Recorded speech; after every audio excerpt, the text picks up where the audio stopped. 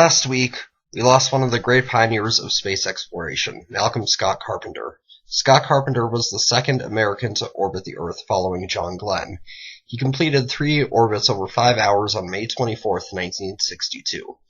During this time, he reached an altitude of 164 miles and a velocity of 17,532 miles per hour, or 28,215 kilometers per hour.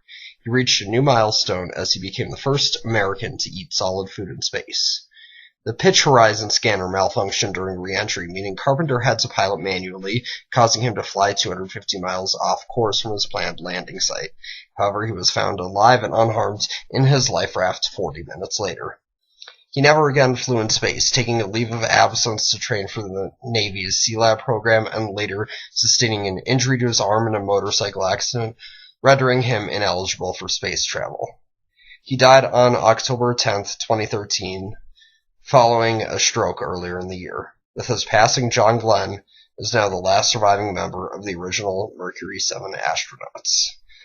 I first learned of Scott Carpenter in 4th grade. Each student in my class was required to research and dress up as a famous Colorado native. I didn't want to choose one anyone else was doing, and I was already beginning to have an interest in science when I found out about him and learned he was born in Boulder, Colorado. So I spent a day dressed up as Scott Carpenter, telling people about his life.